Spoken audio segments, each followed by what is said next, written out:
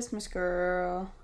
Ready, ready, ready. I'm sharing the episode with you now.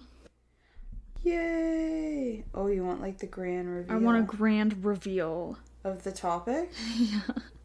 I'm gonna know the topic? If I don't? I don't think you're gonna know it. Is it scary? No. You are in for such a good surprise today. Mongoose. Most people, even if they have heard of this, they don't really know everything that goes into it. Mm-hmm. But I'm really excited for this one because it's not scary. It's not witchy. It's kind of like a secret third thing for us. Like, we're getting into the mysteries this season, and this is a case that is like insanely mysterious and just super strange and super weird. Okay. Welcome to Tea Tales and Talks, where we drink some tea, cover a few mystical tales, and talk about a lot of spooky stuff. I'm Sarah, I'll be your host. And I'm Mackenzie, I'll be your co-host. All we ask is that you pour yourself a cup and don't let your tea get cold. I got too excited. It's just an exciting episode. It's fine. I'm Jeff. In this episode, we're stepping into the very strange and very interesting case of Jeff the Talking Mongoose. Buckle up for this one. Grab a little cup of tea and let us know if it starts talking to you. That's so stupid. I like my intro. Whatever. Okay, I'm really, really, really excited for this episode. Like, very earnestly, I'm really excited. You've kept this also under wraps for... I've been trying to keep it, I'm trying to keep it a little bit in my back pocket.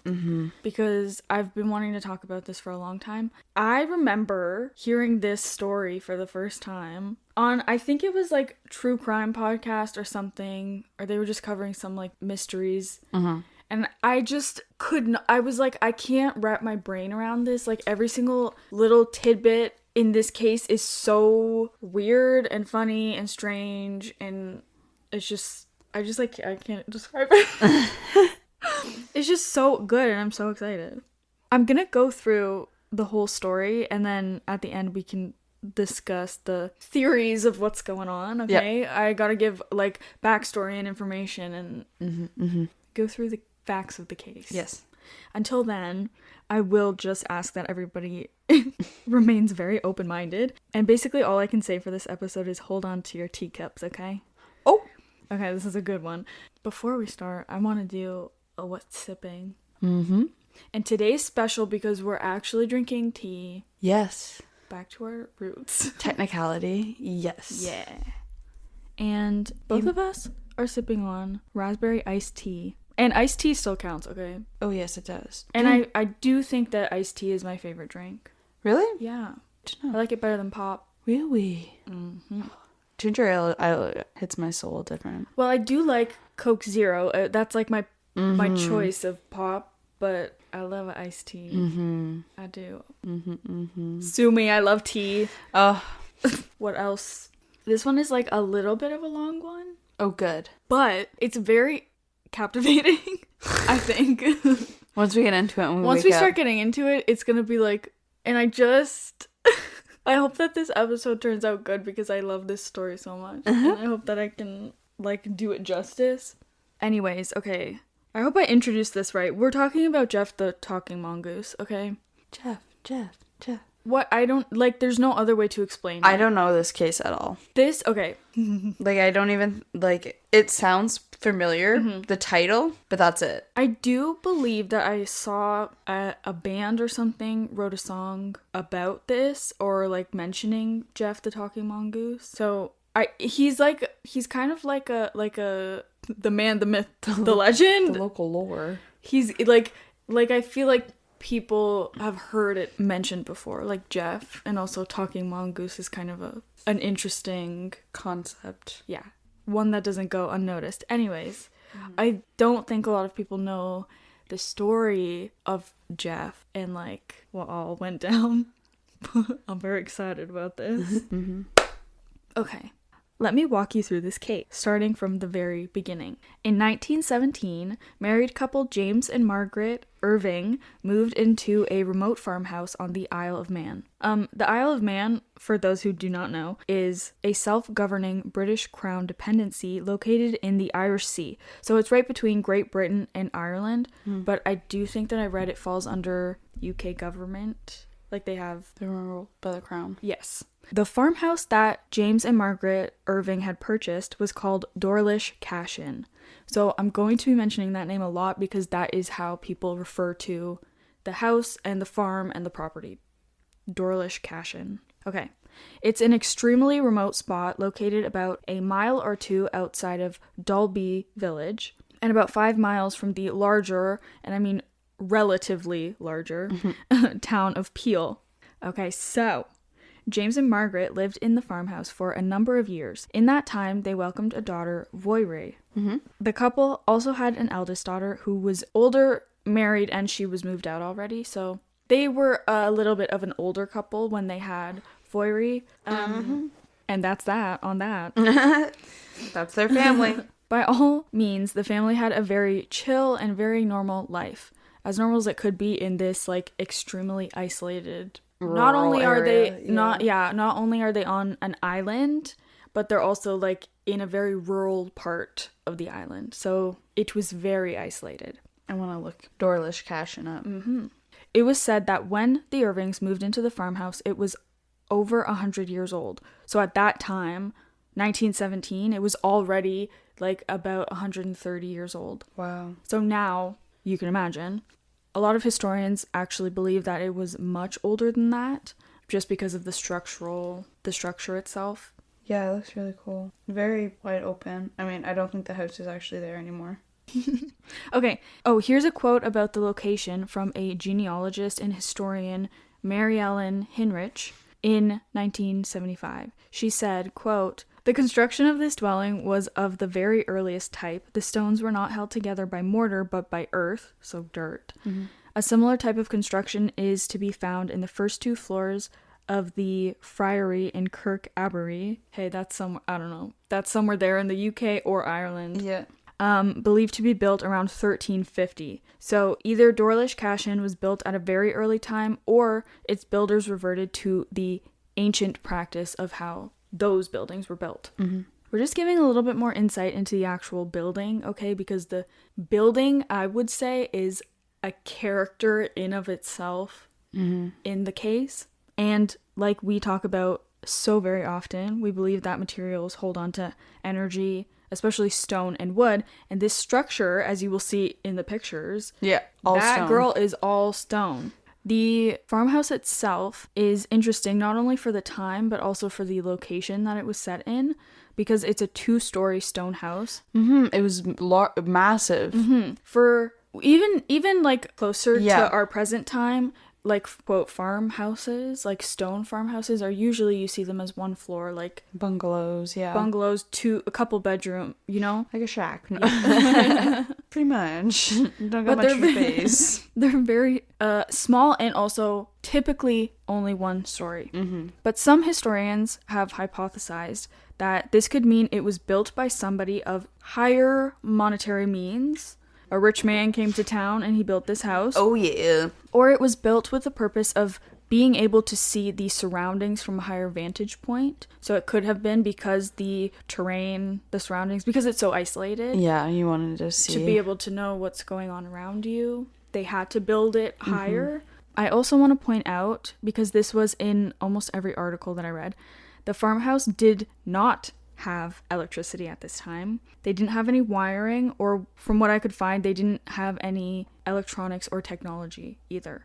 Like, even at the time when I think I really think the only like form of technology that they had was, oh my god, it's like the really, really, really old record players, but it's called like a sonogram? Sonophone or something. Yeah. Something like that. That was the only, they didn't have a radio, they didn't have, oh my goodness. Like, they had nothing. So they were like, in the nicest way possible, they were simple people living a simple life. Yes. In the middle of nowhere. Yeah. Neighbors would say that the Irvings were quiet and mostly kept to themselves, and I mean, it makes sense for the isolated location. Yep. Some people would describe Margaret, the wife, as, quote, witch-like, and this will come up a lot in the rest of this case, but not in the way or for the reasons that you think. But in general, they were sort of a little bit strange. That's what I read in all of the books, all of the reportings, is that people thought that they were strange. And I put in brackets whatever that means, because what does that really mean? At that point in history, like, what does that really mean? Mm-hmm. Wow. So they had been living in this farmhouse, Dorlish Cashin, and they were trying to revert it back to a working farm. Okay. So it wasn't just the main house. They also had, like, an actual farm, like, little, like, farm buildings for the animals, for the food, for the, like, yes.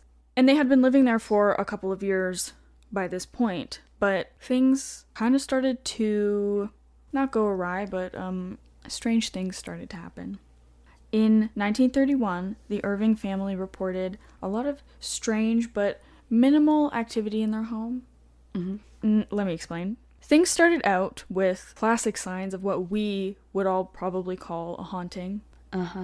Random knocks and taps that couldn't be explained, hearing movement and scratching behind the walls. Oh, I was gonna say the raccoon. But, like, they're stone, like, the house, so, like... Well, it's stone, but the way that they built it was they put wooden Actually, this is good. Thank you for bringing this up.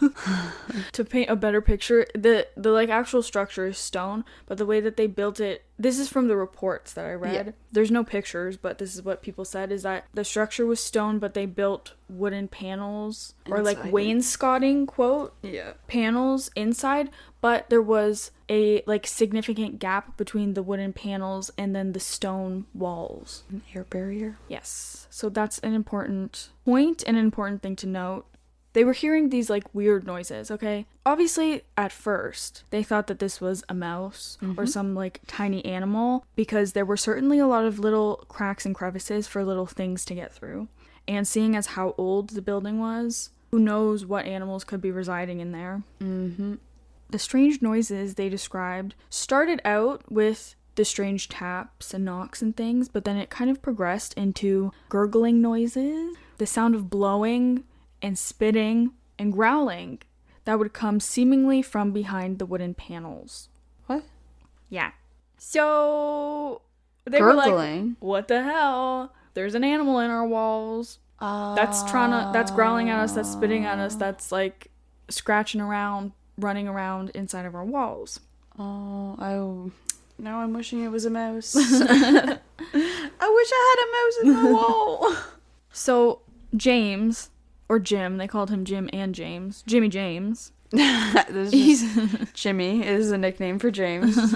This reminds me of Sarah Winchester, because they called her Sally. Oh, yeah. Sally Sarah and Jimmy James. Jimmy James.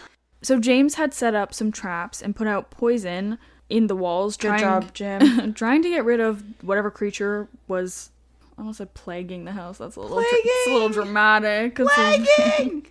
That was basically being a nuisance in the house. He wanted to either trap it or kill it, but fair. Nothing worked. In fact, he described an instance when he tried to put out poison for said animal, only to have the animal growl at him. He didn't die. Nothing happened. No.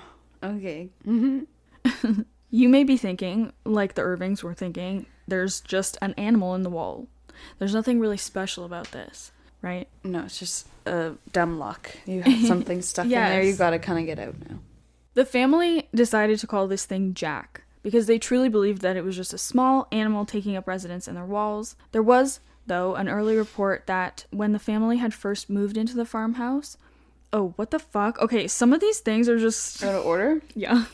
There was an early report when the family had first moved into the farmhouse, when James had 2 men coming over to help do work on the home and fix up farm. Yep. Trying to get it ready. Apparently, these 2 men had only worked at the house for 2 days, and they were staying over because of the isolated location. They had to stay. Where they had to stay on site and continue working. So the second night they were there, they left in the middle of the night, and they were like, "We're not coming back." And James was like, Pourquoi? Like, I need your help. Like, what's going on? Like, what do you mean? What do you mean? They left basically without explanation. They just said, no, we can't do this anymore. And then James didn't find out until like quite a few years later, when one of the men said the reason that they had left was because they were hearing strange noises in the buildings, in the barn, around the farmhouse. Yeah. And they had a general, quote, uncanny feeling around the farm. So he didn't find this out until years later, but basically the things that the family was experiencing, other people were hearing it as well. Now, soon, those small sounds that the Irving family was experiencing turned into a distinguishable voice. No. Yes. What was once mimicking animal noises, making those weird gurgling sounds and spitting and whatever, became eerie, very eerie, and began repeating nursery songs behind the wall. Even it's time to move, guys. Even laughing. Stop it. Also coughing. No. Mm-hmm. He had a cold. And then full-blown intelligent sentences in English. I just want you to picture for a minute. How do you go on living your everyday life? You think that there's an animal in your walls, and then suddenly it starts talking to you. And starts singing nursery rhymes and laughing and coughing. That was like another strange escalation. Thing. Yes. The family explained the voice as like really high pitched. The way that they described it was like it was higher pitched than what like a person could do. I'm thinking about like cartoonishly high pitched. The like chipmunks or like Chip and Dale. What's a nursery rhyme? Mary had a little lamb. Like, can you imagine that coming from the walls?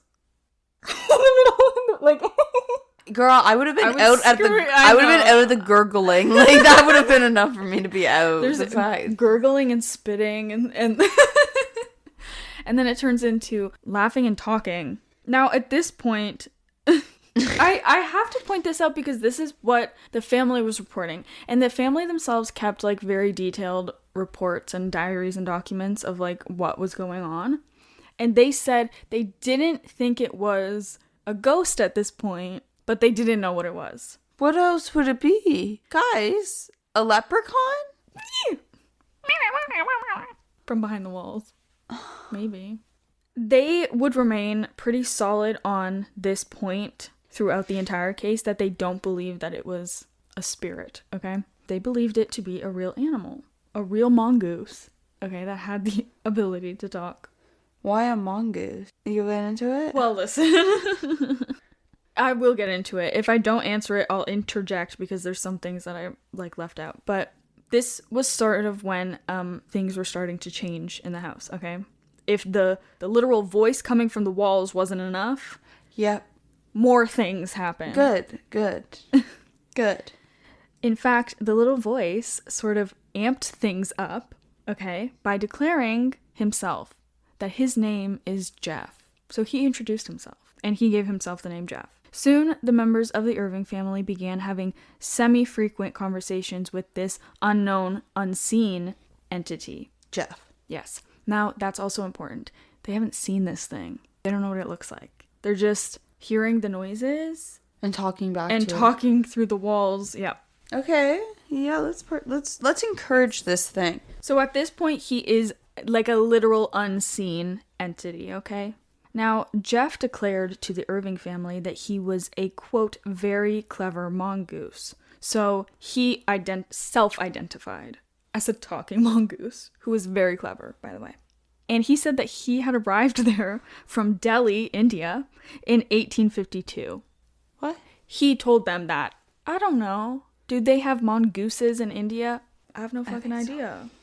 Well, the activity in the home had become so normal and reoccurring that even neighbors noted similar experiences. The Irvings talked about Jeff pretty openly to people, which I'm not sure that I would if I had a phantom mongoose talking to me. I don't think I would either. Through the walls. But a lot of visitors to the household would also report hearing him speak and make noises in the walls. So it wasn't just the Irvings. They're all smoking the same sort of crack. This is a big point in the case because it would be different if it was Just them. Simply the family, or like one person in the family was like, no, I'm hearing things and seeing things. Yeah. But this was like, neighbors also heard the noises. People have also heard this. Hi guys, I'm Jeff. That's my impression of him. Oh my gosh. I wish I could do it better because I feel like it's more creepy than that. Oh my lord. I'm already creeped out by Mongoose in the wall. Despite the frequency of activity, nobody had actually seen Jeff before, except for Voiry, who apparently Jeff had only revealed himself to. What? James and Margaret claimed to have caught quick glimpses of him running by, like little flashes or little out of the corner of their eyes, but Voiry described him in great detail. So she was the only person who actually witnessed him IRL with her eyeballs. She said that he was the size of a small rat. Ew. With yellowish fur and a long bushy tail. A typical mongoose, I guess. I feel like mongooses look like weasels, but with fluffier tails. So I'm thinking that. She said he had human-like hands with very long fingers. Gah. Well, Jeff quickly became a staple of the Irving household and farm. This is what's talking to them in the walls. Yep, it's like a big fucking rat.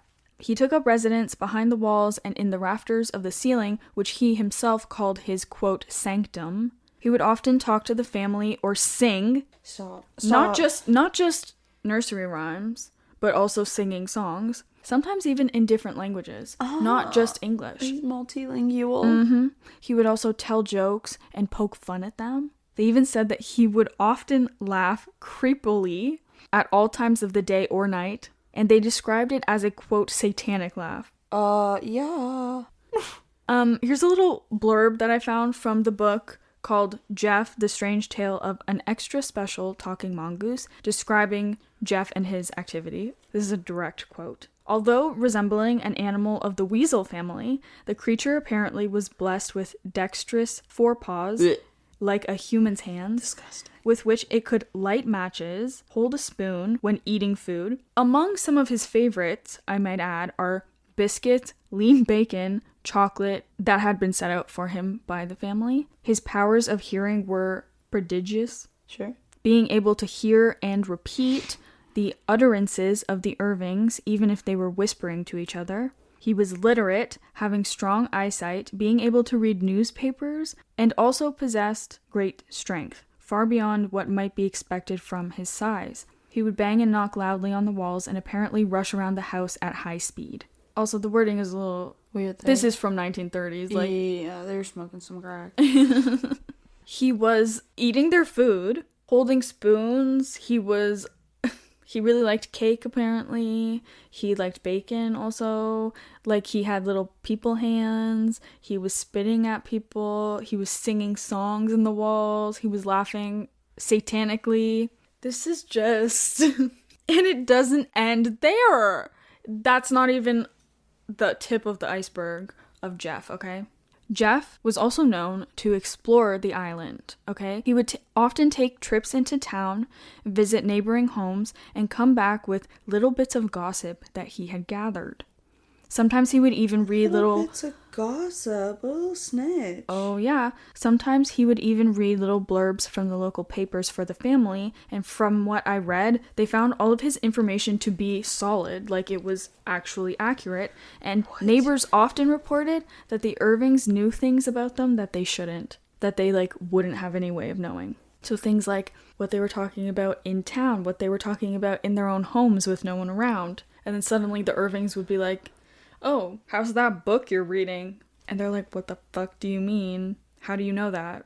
Jeff. It was Jeff. Jeff would also sometimes hang around the bus station in the town of Peel, to which allegedly the local bus driver was sick of him hanging around, okay? This one was a very weird report because I don't know if he, like, actually saw, like, I don't know, this is so strange, but the bus driver, I guess, saw Jeff and, like, knew that he was hanging around, and the bus driver said that he, quote, knew too much. So, okay, I don't know. He was also known for stealing people's sandwiches. Not just in the house. I mean, like, just random Everybody's people's food. Yeah, Okay, sandwiches, leaving behind only the wrapping that had claw marks on it. So this was it wasn't just a spirit or like a figment of imagination. Like, people were experiencing things in the town that are like not connected to the Irvings, the neighbors that are also not connected to the Irvings. The helly? Okay, he would often go rabbit hunting, and and he would bring home rabbits for Margaret to cook for dinner or for the family to sell, and in return they would leave out little treats for him or biscuits on the cross beams of the ceiling, which he would take in the middle of the night or when nobody was looking. There's only one single report that Margaret said that she fed Jeff like from her hands. She like held a piece of food close to the beams, like cross beams, and she's like, I felt his like little teeth, and he took it, but she didn't see him. Interesting. Very interesting. Now, Jeff wasn't just a random or occasional presence in the Irving house. No. He would often keep the family awake throughout the night by throwing things or knocking things over, yelling or singing. Yes, he was a general nuisance in the house. He would very often threaten them, swear or shout insults, and would often boast about being a ghost or a spirit, claiming that he was the eighth wonder of the world. Huh? And would say that if he revealed himself, they would faint with fear. So one of the things that Jeff was known for was like not being seen by everybody, and he would kind of make this like grandiose persona of himself that if you saw me, you guys would be petrified. Yeah. One experience that the family said that Jeff proceeded to groan and sigh for 30 minutes straight. I don't know, like he was groaning and sigh, I don't know. And then he confessed, I did it for the devilment. And that was it. So basically, that was it. He was a shit disturber. Yeah. Just for fun. Now, the Irvings lived on this old farm, right? One that they had got up and running, so they had some animals on the farm. They reported that most of the animals actually didn't pay any attention to Jeff's presence, even noting that their family dog Mona didn't pay any attention to him. Like, dogs are pretty sensitive, right? So yep. In a lot of cases when there's like a haunting or there's some spiritual activity, usually animals pick up on that. Yep. But none of the farm animals were like cared about him being there. And also their dog, she like kind of she wasn't interested, basically. Yeah. Except for the geese on the farm, okay? Which this is also for what and for why, I don't know, but the geese would make a ruckus whenever Jeff was around. And they would kind of like signal, I guess, to the family when Jeff was coming back. Yeah. So he would leave, whatever, nothing would happen. But when he was returning to the farmhouse, all of the geese would like, he's back. Trumpet, he was returning. Mm-hmm. Now, remember how I said that Voirie was the only one who actually saw Jeff? Like, got like a good enough look at him to describe him? Well, it seemed that he was especially attached to her, and they would talk very often. They would go rabbit hunting together and even play hide and seek. Although he seemed kind enough to Voirie, he was sort of impassive to James. He could also be quite mean to Margaret. I'm gonna just say this right now because a lot of this information is super, like, wishy-washy and contradictory and, like, coming from both sides. Yeah. Jeff's personality is, like, very bipolar because sometimes he was, like a cute little helpful creature, and sometimes he was, like, super, like, nasty and, like, aggressive and, like, weird. It's just all very strange, okay? So some people said that Margaret had taken on a sort of motherly position with Jeff, which also very weird. She would often scold him for bad behavior, and he would apparently get very upset whenever she was mad at him. But he was also a little bit suggestive towards her. Jeff would sometimes speak to her as she was getting undressed, making comments that suggested he was always watching her. And James reported one time hearing Jeff whisper to her through the wall, "I like you, Maggie. I want you to like me too." But in this voice, "I like you, Maggie. I want you to like me too." Okay. No. Once Voirie got older, Jeff moved on to get closer to James. So he kind of moved away from targeting the women of the family. Again, treating James almost like a father figure in the way that he would continuously ask him questions about life and about experiences, and they would, one of the things that they bonded over was like telling stories, and James would tell him about the different languages that he's learned. Okay. So I think that was like another reason that Jeff, like, he didn't just speak English, like he had all of these. So him and James would speak to each other, I don't know, in different languages. It's all very strange, okay? Uh-huh. I don't know. He would also ask James to read him stories very often. Now, Jeff himself once said this quote, "I have 3 attractions. I follow Voiri, Mam gives me food, and Jim answers my questions." So that was like his little, this is our dynamic, our family dynamic. What we do. This is what we do.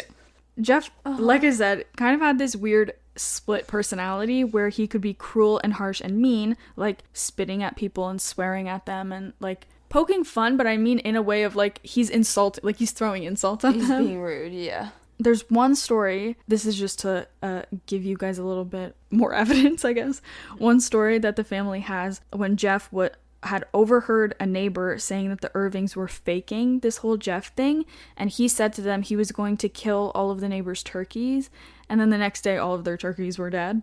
So he did have like a violent side to him, but he was also kind of sweet sometimes. He would do nice things like protect Voiri or bring rabbits to Margaret, so it was very like polar opposite sides of his personality. And it doesn't end there. This next section is called Show Me the Proof, and I did try my best to create like a chronological timeline of events. So all of these things, it's like the little things growing into bigger things, growing into like the voice, and then him throwing things and having conversations and Voiri seeing him, but like things progressed even more after that. It may not be exactly in like the order of events, but I tried to get it as close as possible to how it actually happened. So, despite visitors to the farmhouse literally hearing Jeff speak and seeing little things that he would leave for the family, or like leaving messes or leaving claw marks and things, he was very, very, very rarely actually seen and like witnessed by anybody outside of the Irving family, and specifically Voiri. Mm-hmm. However, Uh-oh. there are a couple of reports of other non-Irving family members witnessing Jeff and his antics and actually getting a peek at him. Yeah, like the bus driver. The bus driver was one. I don't know how much I can take this random bus driver's word that he saw a mongoose waiting at the bus stop and who quote unquote knew too much. That's how he got there in the first place. He must have taken the bus. From Delhi. Makes sense, even though it's landlocked. Not landlocked, he's a freaking island. He took a bus from India to the Isle of Man. How else would a mongoose get there? How else would a talking mongoose arrive? I'm going to include this. This is not in my script, but I did read that someone said one of the neighbors somewhere on the island was known for having like exotic animals to come in because they had, I don't know if it was a rat or like a rat. There was like a pest problem, like a rodent problem. Yeah. So they brought in animals like mongooses to... Mongoose? I don't know if it's mongoose or mongooses, but I like mongooses a little better. Mongooses. To basically run about the island and clean up all of the rodents. So there's a theory that maybe Jeff was just one of the mongooses that were shipped over to the Isle of Man. Protect from the rats. But that can neither be confirmed or denied. Okay, getting back to people witnessing Jeff. The most notable instance of somebody seeing and like experiencing Jeff, like experiencing what the family was talking about. Yes.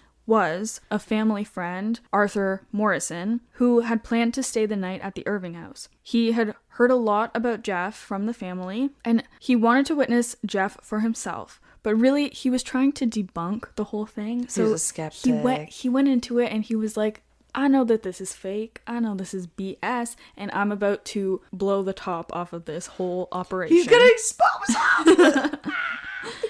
Well, apparently, Jeff was privy to what was going on. So, when Arthur arrived, Jeff jumped out from behind the walls and confidently announced, quote, "Hello, call me Jeff. I am an earthbound spirit. Before I saw you, I was going to blow your brains out with a 3D cartridge, but I like you now." What? A 3D cartridge? I don't know what a 3D Is that a type of like gun or something? I don't know. This is, again, the 1930s. I don't know what kind of weapons they had. I don't know what kind of a weapon a mongoose has hidden in the walls. He has opposable thumbs to use it, though. He does. He's got little human hands, but apparently he has a 3D cartridge. Then he disappeared, okay? And he was gone for a while, only to return again to announce that he would, in fact, be keeping Arthur up all night. And that was his mission, and he was going to do that. Arthur would not be going to sleep. No sleep. Arthur went up to bed and was very close. This is his report, by the way. This is like coming from him. He was very close to falling asleep when, at the strike of 9 o'clock, he was disturbed by a strange sound coming from under his bed. He looked underneath and he saw a pair of eyes looking back at him. And then Jeff spat at him and exclaimed, "Now do you believe? Don't you dare to upset Jimmo with any skeptical remarks." Jimmo is James. Yeah. For whatever reason, Jeff called James Jimmo. That was his nickname for him. Interesting. I don't know. He continued with his obnoxious animal noises all throughout the night, and the next morning, Arthur apologized to the Irving family for ever thinking that it was a hoax. Okay, you got me. I'm a believer now. But it only took Jeff threatening his life, spitting at him, hiding under his bed, and keeping him up all night for him to be like, okay, fine. I believe in Jeff. How is this real? How did this happen? Like, this is what I'm saying. This is, like... What? And there's so much more. I know, we're like halfway through the script. What do you mean? This is halfway. Jeff? Okay. Somebody else had apparently also had a strange encounter. This point is very weird. Somebody, I think it was a neighbor, claimed that they apparently had a strange encounter with a cat on the Irving's property. There were no specifics. It just said strange encounter with a cat. Now, unfortunately, the Irvings do not have a cat. No cat. There's no cat on the property. So they thought that whatever this encounter was, it actually was Jeff. But, like, the neighbor thought it was a cat. Maybe they saw his little bushy tail. I don't know. There was no specifics, but I had to include that because it was an alleged witness, okay?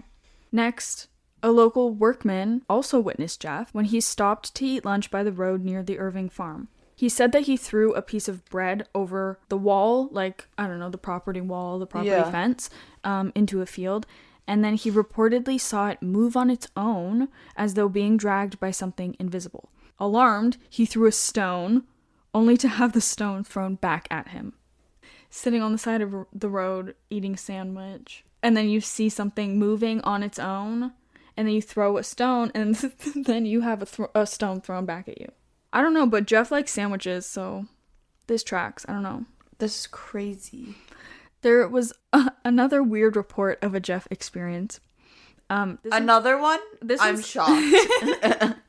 This one is a little bit longer. Also, like, it's just the details of this. Is everybody on this island, like, weird? Because I don't, like, none of it makes sense. Everyone's weird. Okay, I'll just explain. 2 of the local boys came by the house to visit, and James Irving was showing them Jeff's hiding spot in Voiry's room.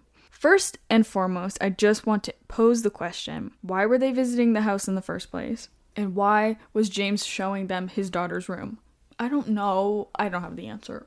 That's just what was in the report. So weird. He was showing them how on the door, Jeff would sometimes lock the door from the outside because there was like a little latch thing. I don't know. And I don't know why there was a lock on the door on the outside. I don't know. It's all very strange. And then he apparently, James, this is the father, okay, he made Voiry go into her bedroom.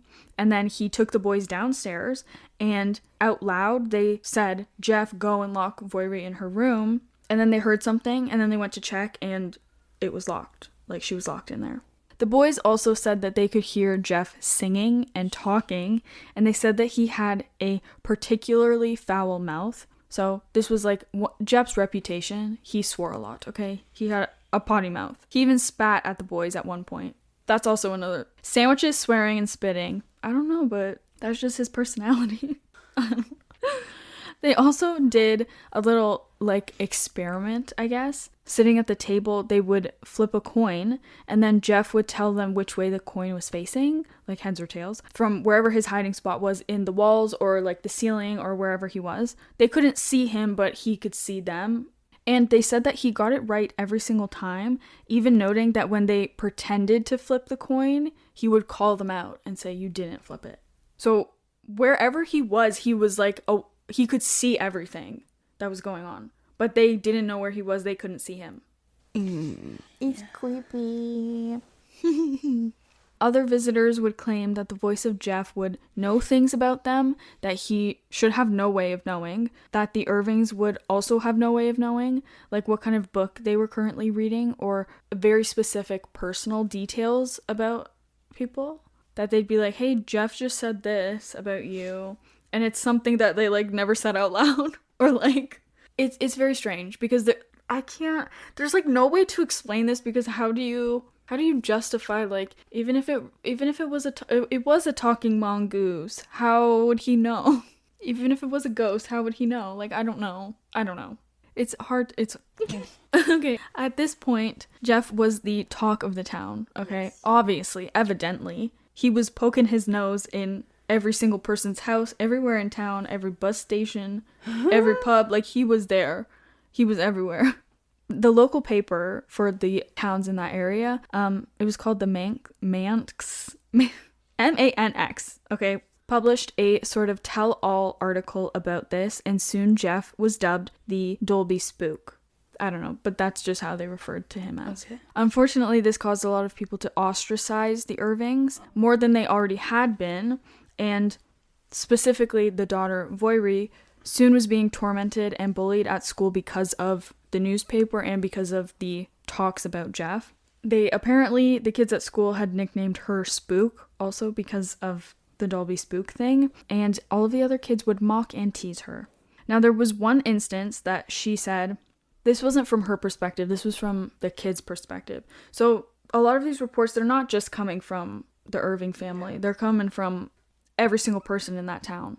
These kids said that she was walking to school and they were calling her names and mocking her and whatever, when suddenly something invisible started throwing pebbles at them. Now, they noted in this report that Voiri was far enough away from them that, like, she probably couldn't hear what they were saying. They were trying to do it, like, behind her back. So they were like, she didn't even know that we were, like, I don't know, like, mocking her behind her back. And then they got stones thrown at them. The idea of this was that Jeff had heard what they said and he was trying to protect Voiri, or like retaliate. Now, it wasn't just sightings of Jeff by the family, nor the incessant chatter coming from the walls. Jeff was also leaving behind little bits of evidence that James Irving would carefully collect and record. So things like little footprints. He would make like the molds of the little footprints, little tufts of hair, things with claw marks, actual claws like left behind. Like, there was a lot of stuff. And in an effort, I assume, to make people believe in Jeff, he would send bits of these evidence to people who were interested in investigating Jeff. By this point, the talk about Jeff the Talking Mongoose had caught the attention of a lot of paranormal spiritualism people, and many had an interest in both finding an explanation and coming to witness Jeff for themselves. Not only do we want to see this thing, but let's prove it. Either debunk it or prove it, like witness it, like because of the like extensive reports that the Irvings were like, look at all of these experiences, and it's not just us, it's like our neighbors and people in town and people at the school. Like, look at all the stuff we're experiencing. So all of these, this was also in the time of the spiritualism movement, like the time in history. So people were a little bit more open and like aware of like spiritual stuff. So they were like, we need to know what's going on. Understandably, I would too. People couldn't believe this. I can't believe it right frickin' now. Now, enter in Harry Price. In the early 1900s, Harry Price was a renowned psychic phenomenon and paranormal researcher who made it basically his life's mission to prove that certain psychic phenomenons were hoaxes, okay? Oh. He was based in the UK, though. We covered in one of our episodes the Florence Cook / Katie King psychic medium. Remember the girl who could, like, materialize a spirit? Yep. He actually ended up with a number of photos from her seances and equipment that she used. So he, like, spent his whole life collecting things and researching things. Like, he was extremely knowledgeable about anything to do with the paranormal. The UK Warrens. Mm-hmm. Single. And I'm making a point to mention this because he will come up a lot in some of the other cases that we cover in the future as well, because he was really involved in the paranormal community, specifically in England, but also throughout the UK. Mm-hmm. He would conduct in-depth investigations into paranormal supernatural claims and stories. Yeah, sort of like the Warren. But his stance was to debunk these claims. So because he had so much knowledge, I guess he thought that he could tell, like, if something was real or if it wasn't. Yeah. So he was like, no, I know that you're fake, so I'm gonna call you out. Oh my gosh, Jeff's gonna have a field day with him. He wasn't just any old person trying to debunk paranormal activity. He actually spent, like I said, his life researching and understanding psychic phenomena and paranormal activity. So I'm saying this also because he didn't come from a skeptical position. He came from like a believer position, but I guess with the understanding of human beings, he's like, a lot of people fake this stuff. So he was like, I'm a good judge of what's real paranormal and what's a hoax, basically. It was said that he had even written a play in his early life about a poltergeist that he had encountered in his childhood. So he was pretty well versed in actual supernatural occurrences. Another reason I'm mentioning him is because he wasn't the very first, but he was one of the most well-known and most significant people to investigate the Jeff case. So James Irving had contacted Harry Price and pretty much begged him to come and investigate. Oh. I do wonder if this was also because James wanted to verify Jeff or to convince somebody like Harry Price that this was real. Actual other people would probably believe and more, not doubt. And if it was coming from the renowned debunker and he said, no, actually this is real, it's like it means validity, more. Yes. It gives all the validity you need. Exactly. At this time, apparently Harry Price was very busy with his other cases, okay? Oh. So he actually sent over somebody in his place to go and scope out the scene. He deferred it. It was a man named Captain Harold Dennis, okay? He came in place of Harry Price. Harold Dennis had a background of interest in zoology, and he himself actually had a lot of exotic animals, so this case was something that he was really interested in. Yeah. This is kind of like perfect for him. Yes, like it's a mixture of actual animals and a mixture of something paranormal. So he was like, I'm there. Count me in. Now, Harold made 3 separate trips to the Isle of Man to visit the Irvings. His first trip there, the family explained to him all of the happenings. They even showed him the cracks in the walls and the holes where Jeff would go into. and the other things around the house that Jeff had done. Mm-hmm. Now, unfortunately, Jeff didn't show up or speak. Oh. So he was planning to leave. He was leaving, okay? But as he stepped out onto the porch, he said that he heard a shrill voice from inside the house yell, "Go away. Who is that man?"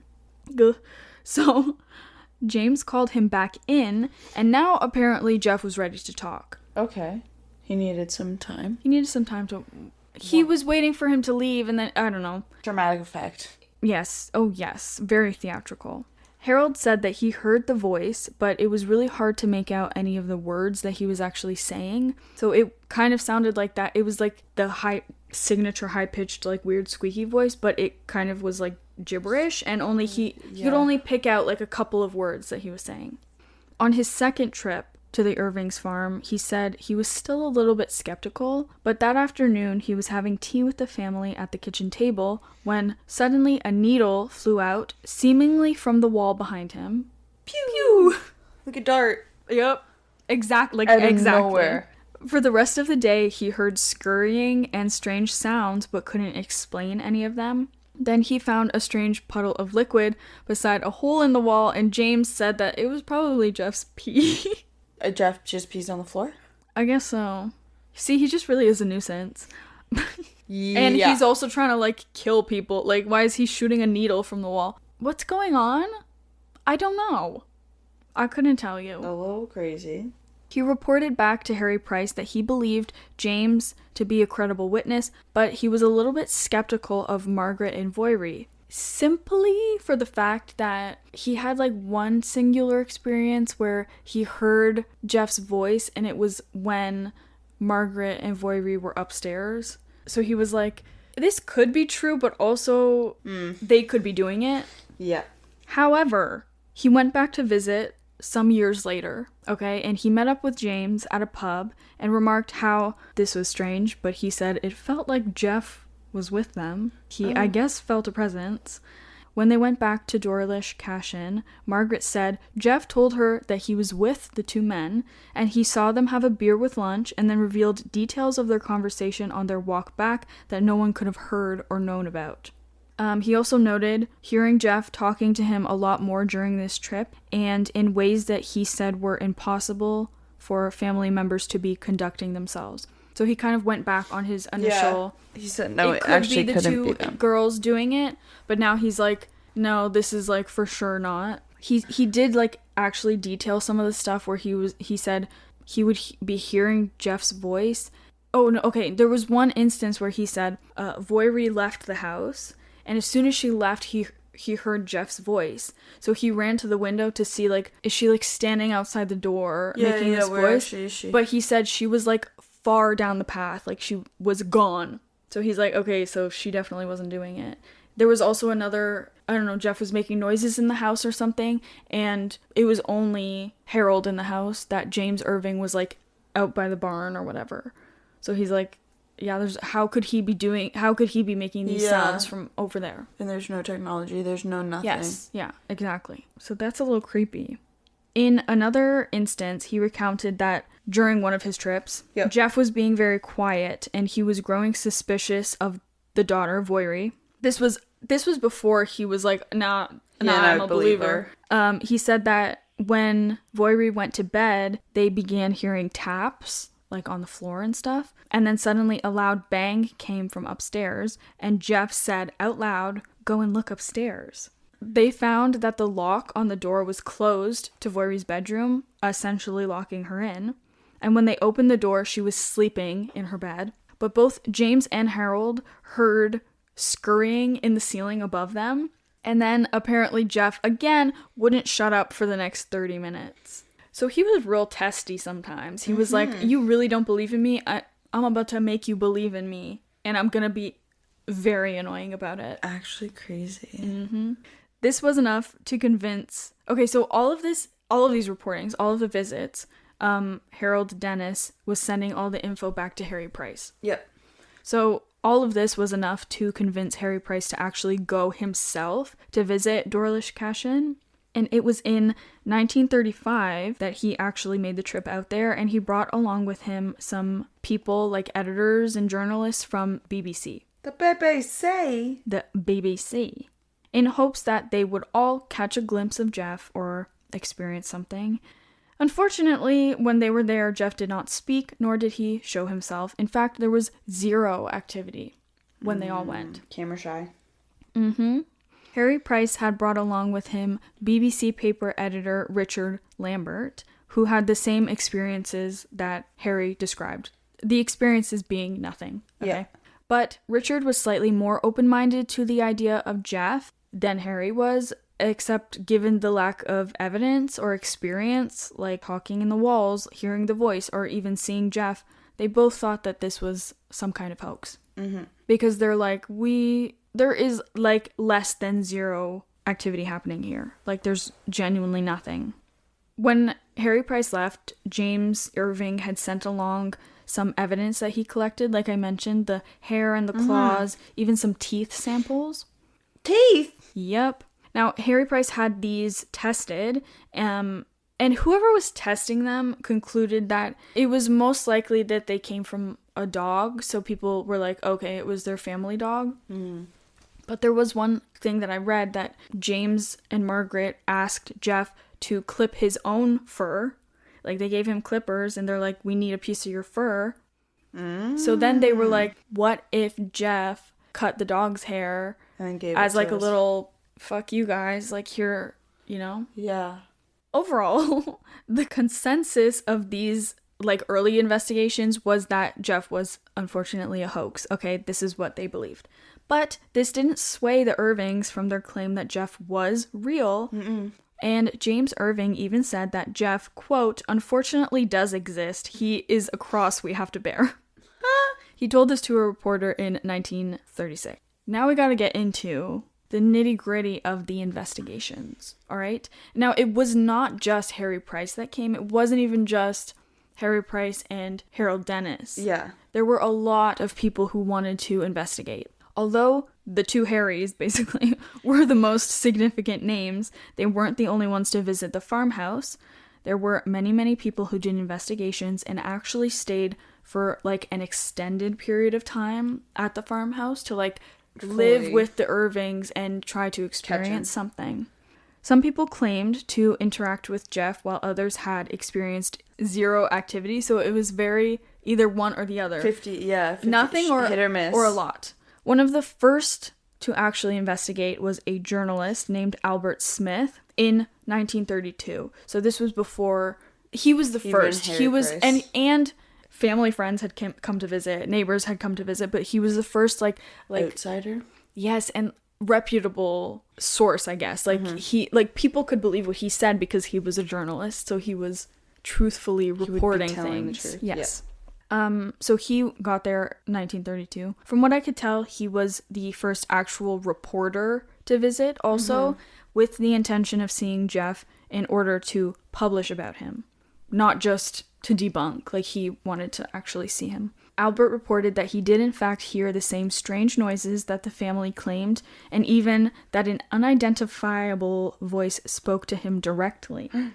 Though this was a detailed experience, he also said that there wasn't enough solid proof to fully confirm it was real. However, he published a report, a very detailed report, mind you, that basically erred on the side of belief that this was something supernatural. The next investigator of, like, significance was famous at the time American-Hungarian psychoanalyst and parapsychologist Nandor Fodor. He came to visit the Irving's farmhouse in 1937, so he was a little bit later, but he had heard about all of the stuff that was going on. And he's like, okay, I'm on my way. I want to be involved. He was deeply fascinated by the nature of a, quote, talking mongoose. As we all are. Whether it was an actual animal or a spirit, he wanted to learn more about it. Nandor was more so amongst the believers of the situation, okay? He didn't think it was a hoax. He didn't think that it was the family faking it. However, he thought that it was probably something more psychological that was going on. He stayed with the Irvings for a full week. I think that he was the one person who stayed, like, the longest amount of time. Wow. And during that time, he too neither saw or heard Jeff. Oh. So Jeff disappeared. I don't know. Some may say that this was a little convenient, all right? The only experience that he had was one time at night, he was using the outhouse, okay? And he heard something throw a rock at the roof of the outhouse. And he called out asking if it was Jeff, but nothing answered him.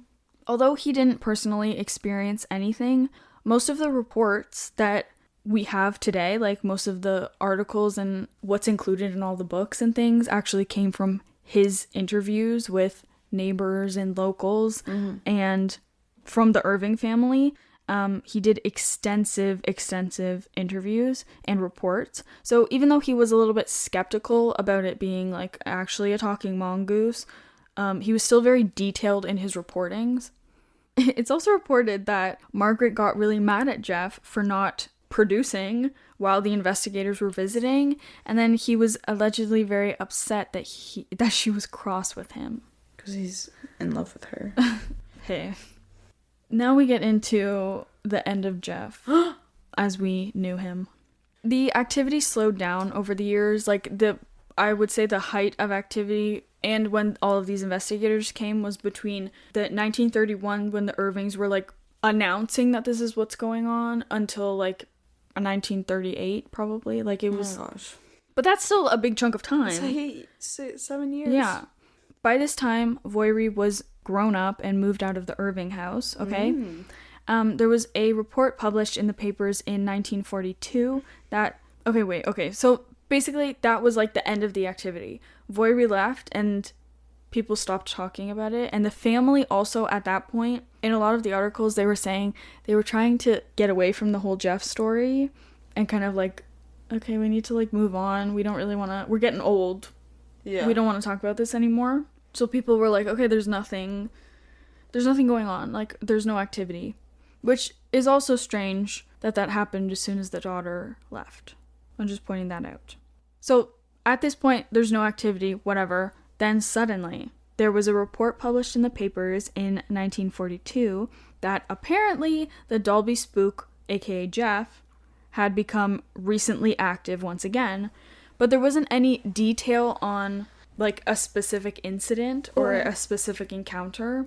So how can you say that he's active? So I wonder if this was just, like, a way for the papers to, like, get attention, to be like, hey, remember this, like, really crazy thing that nobody understands? It's happening again. I don't know. By 1944, James Irving had become pretty ill, and his eldest daughter, Elise, remember I mentioned her in the beginning? Yeah, the eldest daughter. Like, fully grown. Yeah. Well, she came back to stay with him and take care of him and lived with her parents in the house. Now, Elise didn't come up much in the case or in any of the stories because she was grown up and married and moved away, and also because throughout the years, she had been publicly skeptical about the whole Jeff situation. She didn't believe it? That's She crazy. didn't. However, while she was staying there for a few months taking care of James, she did admit to hearing some strange sounds and scratching noises in the house. She also noted that the sounds would increase whenever her sister Voirrey came to visit. James Irving unfortunately passed in 1945, but as he laid in the home, in brackets dying, Margaret and Elise were sat by the fireplace, and both of them reported this. They both witnessed a brush that was sitting on the mantle start moving on its own, back and forth as if it was brushing the mantle. And when James took his last breath, like literal last breath, the brush completely stopped. Neither of them could explain this. Neither of them could rationalize what had happened, what they had saw, but they both witnessed this.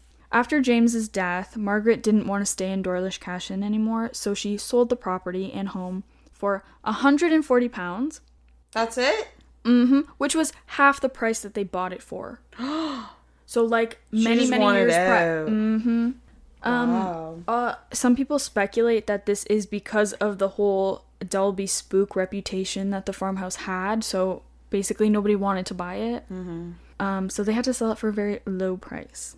But the farm was eventually bought by a man named Robert Cuban, who very boldly announced that he did not believe in Jeff. But for some unknown reason, he sold the farmhouse only a few months after moving in, without explanation. He said, it actually is not for me. So, we don't know the reason. Like, there's no report on why. He didn't say anything. Obviously, people kind of speculate, allude to maybe he was experiencing some strange things in the house, and that's why he's like, oh, damn. Maybe I do believe in this. Shortly after, it was purchased again by a man named Leslie Graham, who wanted to revitalize the farm once again. And in 1947, he appeared on the front pages of the local papers, along with what they said was Jeff. So this is the last sighting. This is like the last talk about Jeff, all right? Leslie Graham was photoed holding a polecat that he had shot, and the locals thought that this was Jeff. They thought that he caught and he killed Jeff. Although it was not at all like the family had described Jeff to be. So in the picture, and I will be posting all of these pictures, so in this front page newspaper picture, he's holding quite a large animal, and a lot of people are like, brother, that is a badger. That is not a mongoose. Get your animals straight. So everybody's also kind of like unsure if polecat, that guy himself was like, okay, I killed Jeff, it's done, everything is over, or if it was the newspaper itself that was kind of spinning this story of LOL, like bringing Jeff up again, kind of for attention. That was the last time that people would hear from Jeff. And in 1971, Dawlish Cashin was destroyed. I think that people said because it was so old and because of the elements and the building, it's just, the farmhouse doesn't exist anymore, okay? It's gone. It's gone. But the farm's little buildings around the, like, actual property, some of them are still standing. However, this was in 1971, so at this point in time, we don't know. But a lot of people said that it's really, really hard to find the site of where the property once was. So they're like, unfortunately, Dorlish Kashin, it doesn't exist anymore. Like, it's gone. It was too old and too exposed to the elements. It just doesn't exist. It makes sense, to be honest. Yeah. Now, throughout her life, Voiri was hounded and poked and bribed to talk about Jeff, but every single time she refused. She was, like, very adamant about not wanting to speak about him anymore and to leave that behind her. Yeah. She never denied Jeff or said that he was fake. Even on her deathbed, she remained certain that it was real. We weren't pretending. The only thing that she really said was that she didn't like Jeff, that if people really thought that it was a hoax and that she was this master ventriloquist, then she surely would have made a successful career out of it. But she never accepted any money for anything, and she never wanted to talk about it. That's pretty crazy. All of the details of this are like... This is wild. It's just, like, very hard to wrap your brain around. Like... Yes. Like, this, like, mass experience of so many people. Now, we will be getting into these theories and explanations. There's a few of what the fuck or who the fuck Jeff actually is. Yes. Okay, we're gonna go through the different theories as to what this whole case really is. What do people think Jeff is? Is it a hoax? Is it something else entirely? We don't really know. Etc. Yeah. But maybe you guys know. Or let us know what you think. Maybe we'll figure it out. Maybe we'll solve it today.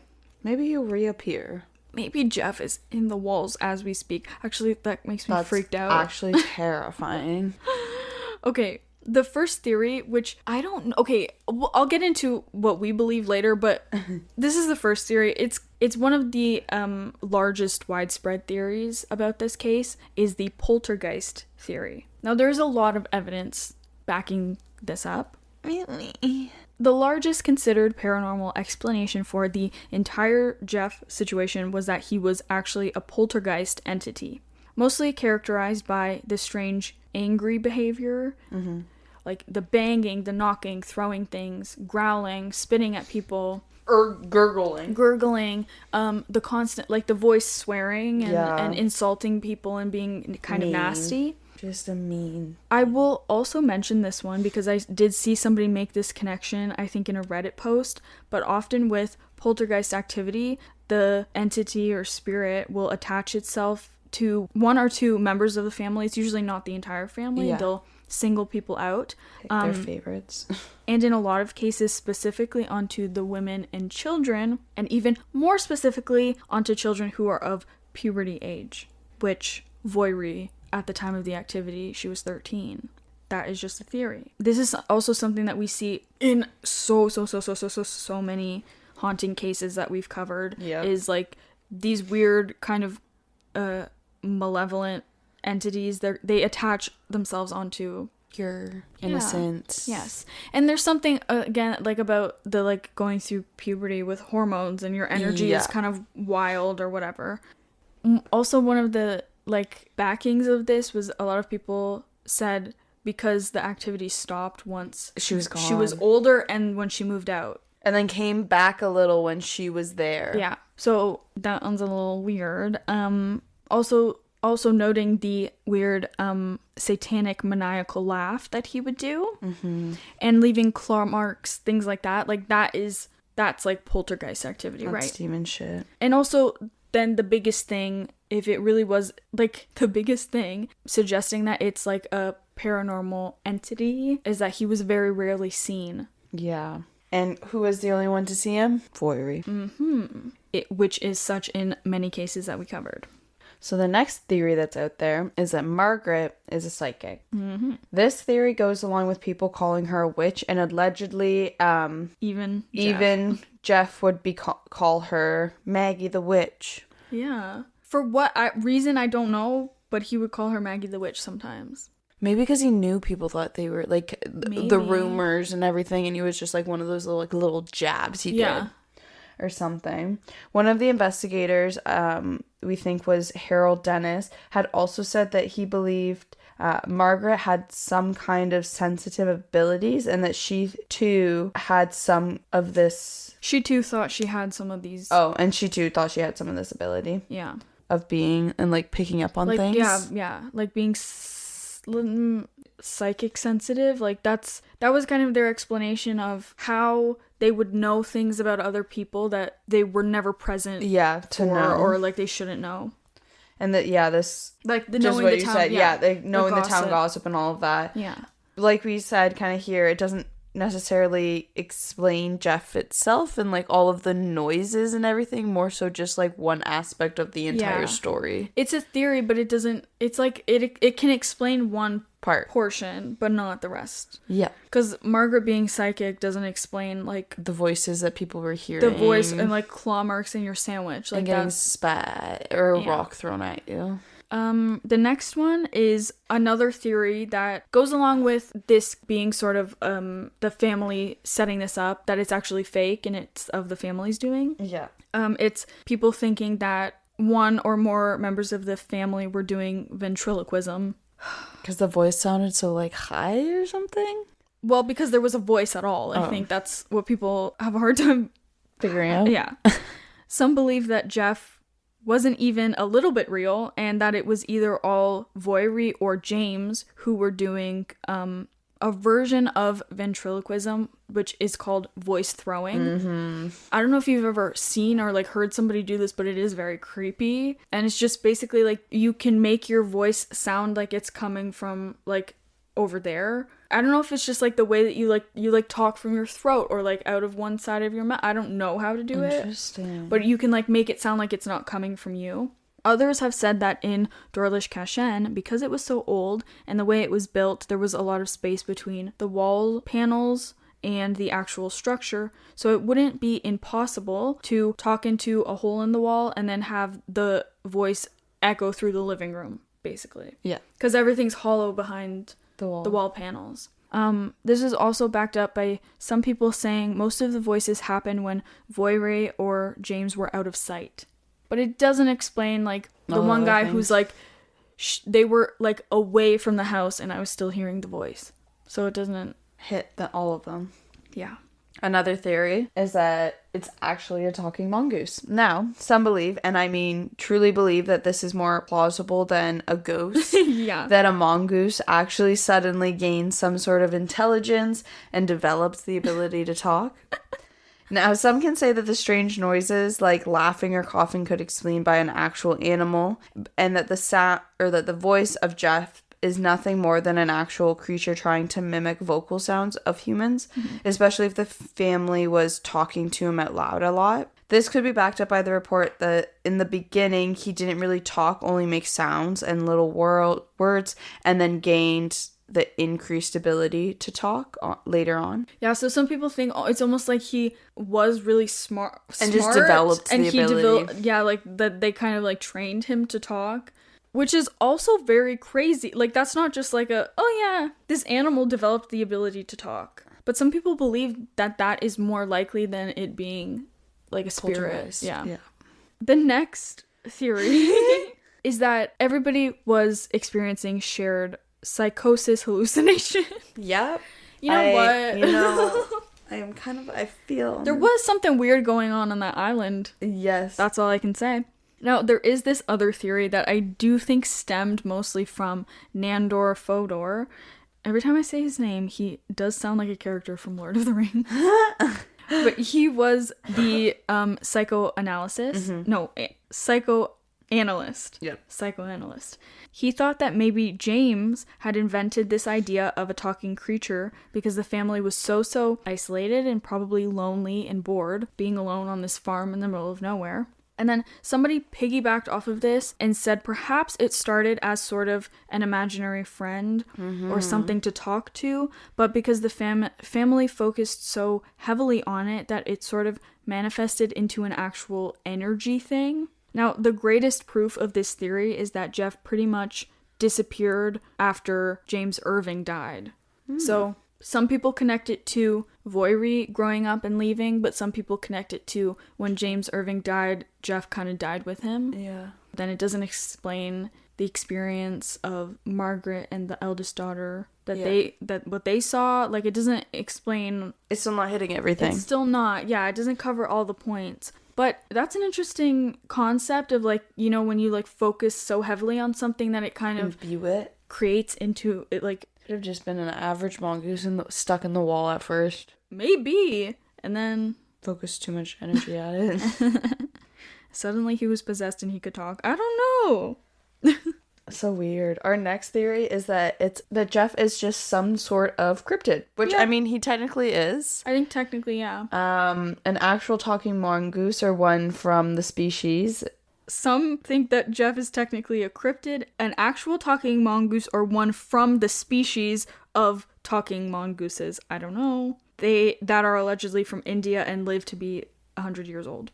And he just got stuck over the Isle of Man. The Isle of Man. Yeah. But he comes from a long line of talking mongooses, I guess. Are there more occurrences of this happening?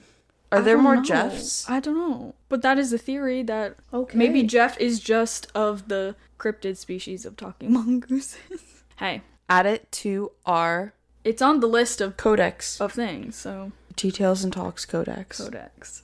Our last theory... it's all a hoax, okay? It's all fake. Or is it? Fake news. Some people think that all of this was just an elaborate, complex, decades-long hoax that the family did to get some attention. Basically, that everything was fake. Mostly because nobody except for the Irvings and a few other people actually physically saw Jeff, and that the voice coming from the walls was this weird high-pitched thing that I guess somebody could easily do. Hi guys, my name's Jeff. Oh, no, that's not good. I need it to be creepier. You try it. I can't go that high. My voice is too low naturally. My name is Jeff and I live in the walls. So I guess anybody could do it. Oh my goodness. Also because who can believe in a talking mongoose, right? Okay, like that's also the key point of this theory. A mongoose can't talk. Like it does not speak English or any other language for that matter. However, I'm going to include this quote from James Irving himself. When he was asked if this was a hoax, if it was all fake, he said, quote, "No one would invent such a bloody silly story." Isn't there a quote that says, like, facts stranger than fiction? Yeah. Who's to say? Okay, now I want to read to you a couple of Jeff quotes, okay? Because I need you to understand this personality of this creature, because he, like, if you haven't gotten an idea already, this will paint it. Painting the picture for you. This is including some very strange or funny quotes from all of the articles and books that I looked through. These are just like examples of some of the things that Jeff would say to the family. This is not all he said. This is just like a handful. It's like 1/16 of the things that he would say. But okay, our first quote that Jeff said, he said, I am the ghost in the form of a weasel and I shall haunt you. Then he said, I could kill you all if I liked, but I won't. He also said, I'm from the 5th dimension, the land of mist, hell, and I will split the atom. If you see me, you are petrified. You will turn into a pillar of salt. I know I may be small. I am a freak. I am a very clever, unordinary mongoose. Every single word is contradictory in that, but that's what he was like. He also said, I don't know who he was talking about in this, but he said, he's damn well not going to get to know my inferior complex. He also apparently really loved to say, nuts, and put a sock in it. Oh, and then he would often also say, put the bloody gramophone on. Because he liked to sing and he liked to listen to music. Get the music going. Also, one time, apparently Jeff got sick, and he was telling James about it, and he said, Jim, I have a goddamn cough. I have a hell of a cold. Or you'll have to get me something.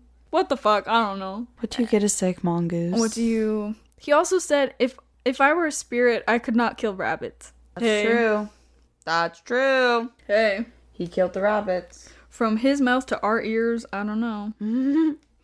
Okay, I'm gonna read one last quote, and this is like a concluding statement. From the Mongoose himself? No, I don't know who said this. Oh. I got it from one of the books, and I forgot to include which book it was from because I looked through so many things. Oh, but I thought that this was like a very good depiction of what was going on. There is something strange. No, that's not even what it says. There is something in Dorlish Cashin which is more mysterious than a ghost, and which fits into no category of ghosts or creatures of the animal world. Jeff is a strange hybrid of the borderland. He is unique. His problem puzzles me more than anything I have ever come across in the enchanted land of occult experience. So if the experts are also saying, I don't know what the fuck this is... That's also the thing. The experts don't have an explanation. They don't have an explanation. There's no... And there never has been an explanation. It's either people are like, this is completely fake, or here's 100 theories of what it could be, ranging from very paranormal to animals developing the ability to speak. By talking to them. I wish my dogs could develop the ability to speak. That would be so cool.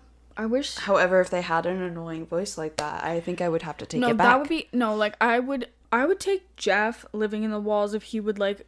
give me the neighborhood gossip, but minus the maniacal laughter, singing in the middle of the night, the waking, swearing at you and spitting at you, calling you names, telling you to put a sock in it, shit like that. Yeah. What do you all think about this case? I hope that I could...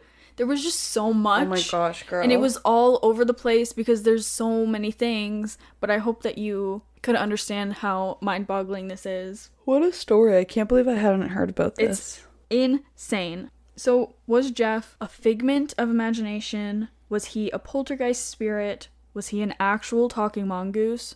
I guess we'll never know. Let us know what you guys think, at least. But tell us what you think. If you have any of your own spooky stories or paranormal anecdotes, we want to hear them. You can send your stories to ttalestalks@gmail.com or send them to us through our spooky story submissions form in our link tree. And if you guys enjoyed this episode, don't forget to follow the podcast and share it with a fellow Twitchy Witchy. You can find us on Instagram at ttalestalks to keep up to date with what we're doing and whenever we drop a new episode. Until we meet again, our Twitchy Witchy friends, stay spooky and don't let your tea get cold. Jeff is gonna come and get you. Oh my gosh, now I can't unhear scratches in my walls.